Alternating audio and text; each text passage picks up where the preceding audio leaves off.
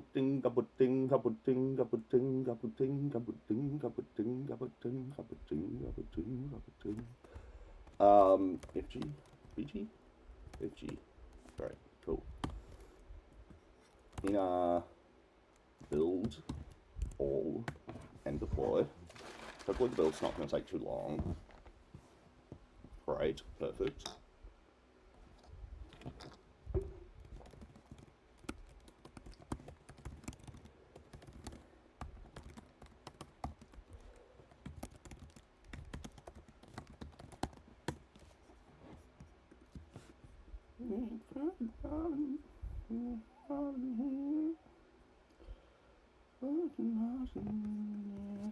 All right, chat. Today, we are going to be getting a bit controversial because today, we are going to be ranking every country, or at least most countries. Now, obviously, some questions are going to whirl in your minds, okay?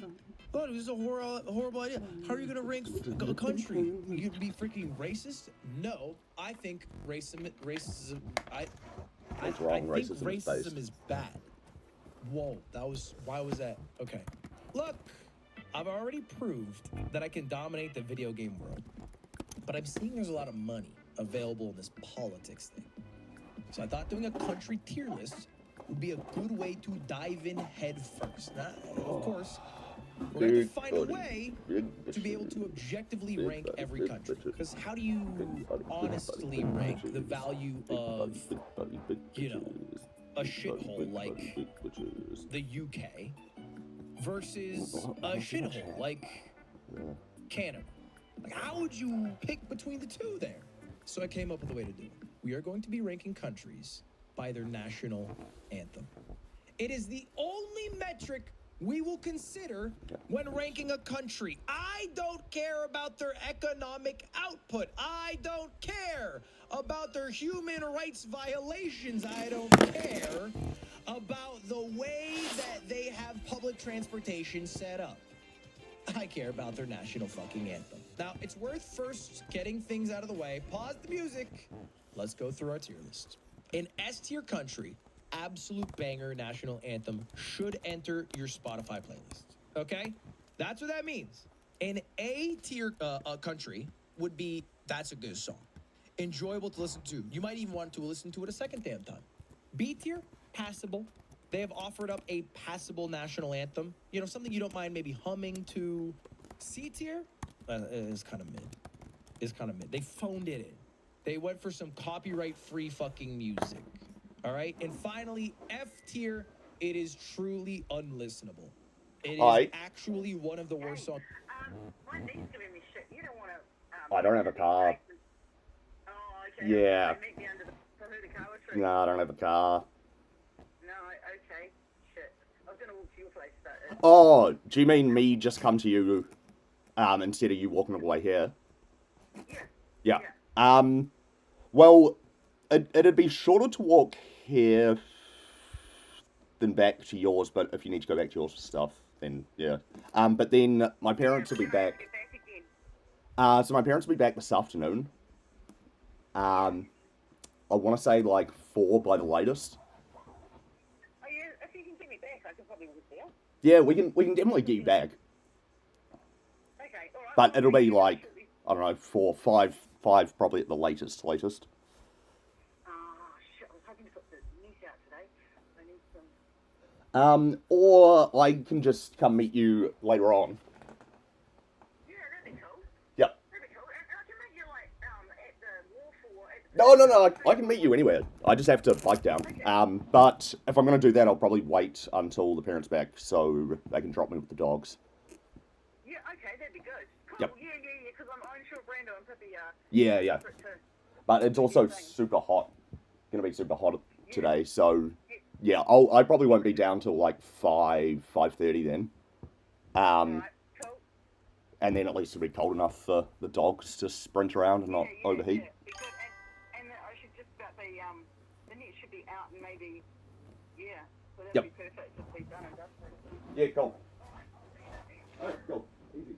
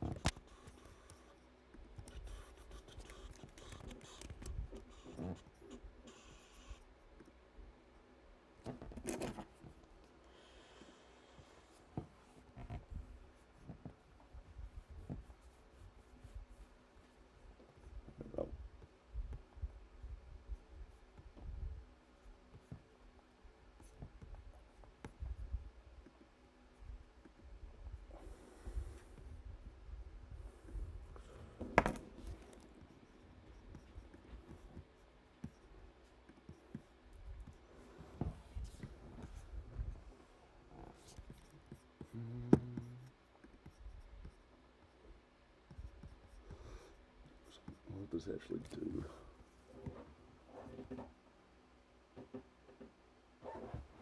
Right, I get it.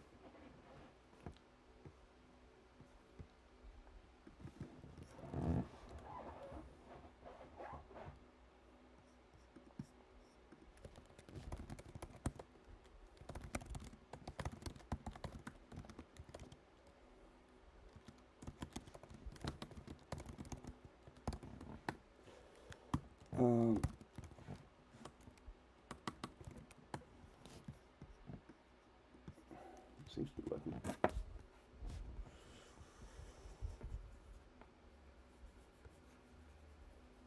Oh.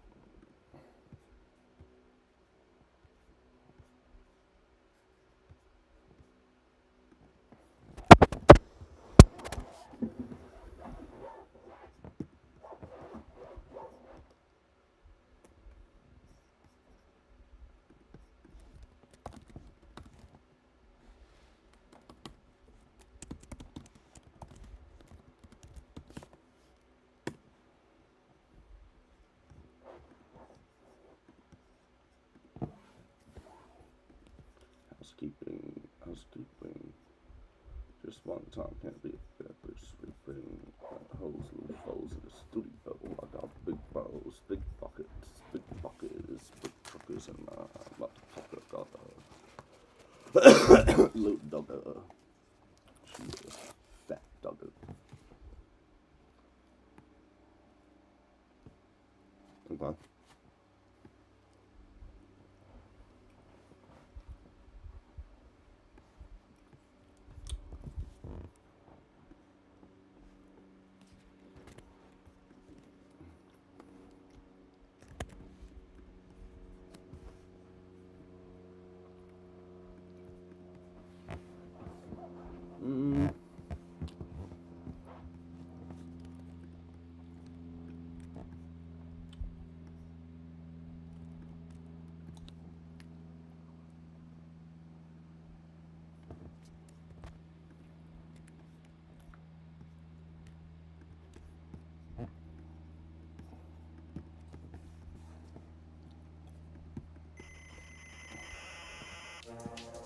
It's safe to say that those of us alive and above the mental capacity of an 8-year-old in the 90s, so not these guys, witnessed something special. Never again will people absolutely flock en masse and lose their absolute shit just to get hold of an operating system. I mean, can you imagine that happening with Windows 11? No, instead we just have millions of people rapidly declining the upgrade whenever Microsoft tries to force it upon us. Was Windows 95 such a big deal? Why was it the iPhone launch of its time? Well, to understand this, we first have to understand what came before, starting with DOS, 86 DOS.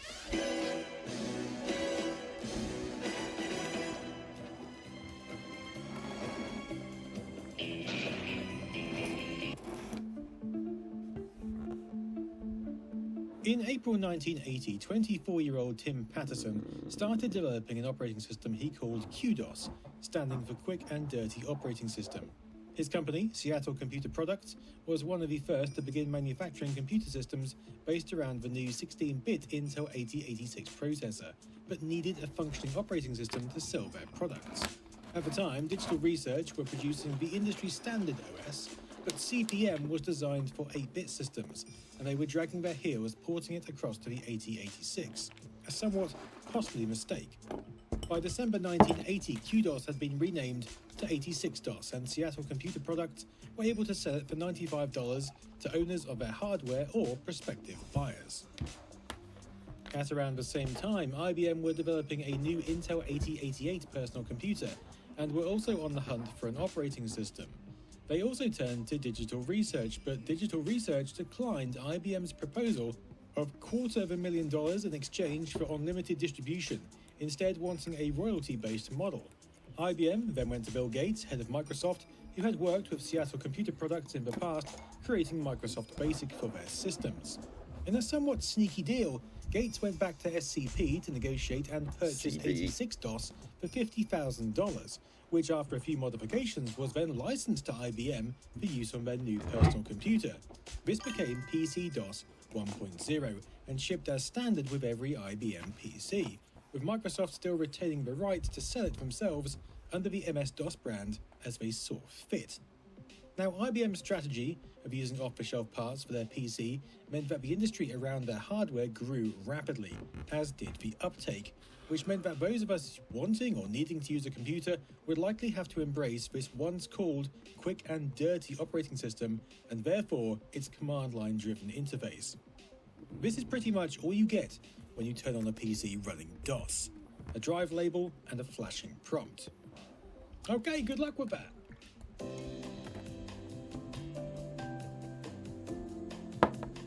From this point on, intuitiveness goes out of the window. It was up to you to learn and understand exactly how to navigate your system, how to start programs, how to configure your memory, how to edit files, how to copy files, how to change your system configuration, all using text-based commands. Now, this wasn't necessarily something new.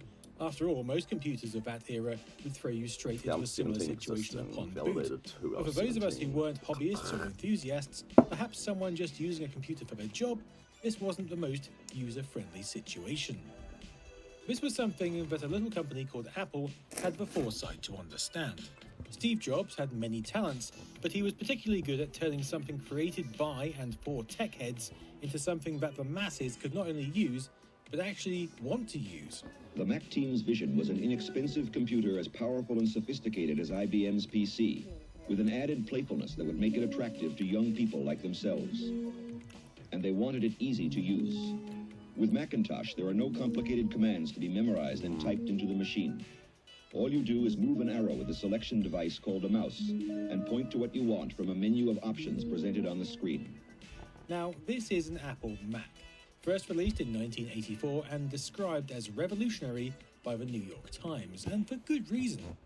Rather than being a bulky system of components that would boot into a virtual abyss, the Macintosh would take users straight into an intuitive graphical user interface controlled by a mouse, featuring a single button which was quicker to pick up than your mum on Burns night. But this wasn't even the first machine with a GUI. It wasn't even the first Apple machine with a GUI. That machine was the Apple Lisa, launched in January 1983, with the graphical desktop idea actually nabbed from the Xerox Alto workstation that Jobs had seen during a 1979 visit to Xerox PARC. Regardless of its origin, the world of computing now had two distinct paths. One, the clunkier but popular IBM PC, the other, the smooth and finessed world of graphical user interfaces, spearheaded by Apple, but quickly followed by the likes of the Atari ST and the Amiga. Of course, the IBM PC wasn't going to be left in the literal dark. In fact, various developers had created GUIs to run on it, including Digital Research themselves, who launched their GEM desktop environment in February 1985. This allowed users to plug a mouse into their PC's serial port and navigate their files using the same point-and-click action that Mac users were already basking in. By this point, Microsoft had licensed their operating system to hundreds of other companies, and with hardware manufacturers creating clones of the IBM PC hardware, they had quickly overtaken IBM's PC-DOS as the de facto operating system, although they were both completely compatible.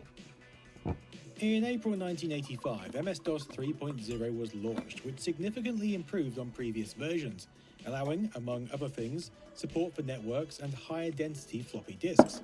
But Microsoft weren't blind to the world around them and had realized they needed to jump on the graphical user interface bandwagon as well, which they would do so with the launch of Microsoft Windows in November 1985, which was developed by a team led by Scott A. McGregor, the man behind Xerox PARC's original windowing system. How much do you think this advanced operating environment is worth? Wait just 1 minute before you answer. Watch as Windows integrates Lotus 123 with Miami Vice. Now we can take this Ferrari and paste it right into Windows Right. Now how much do you think Microsoft Windows is worth? Don't answer. Wait until you see Windows Right and Windows Paint and to listen to what else you get at no extra charge. The MS-DOS executive, an appointment calendar, a card file, a notepad, a clock, a control panel, a terminal, a principal, or RAM driver, and can you believe it? Reversi! That's right! All these features in Reversi, all for just, how much did you guess? 500? 1,000? Even more? No, it's just $99.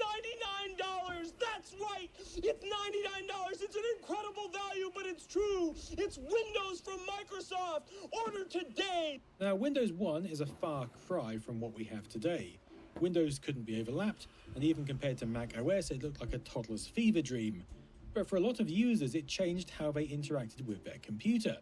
Thanks to the inroads Microsoft had already made with the original equipment manufacturers and businesses alike, Windows could be distributed to more users and make more of an impact than other IBM PC-compatible GUIs had done so far.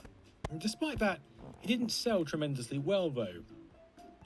In December 1987, Windows 2 was released, allowing access to expanded memory and shortly after introducing a protected mode kernel, the ability to run MS-DOS programs in tandem under a virtual 8086 mode, and the welcome addition of preemptive multitasking.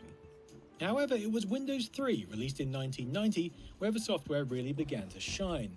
Up until this point, most programs were still written for DOS.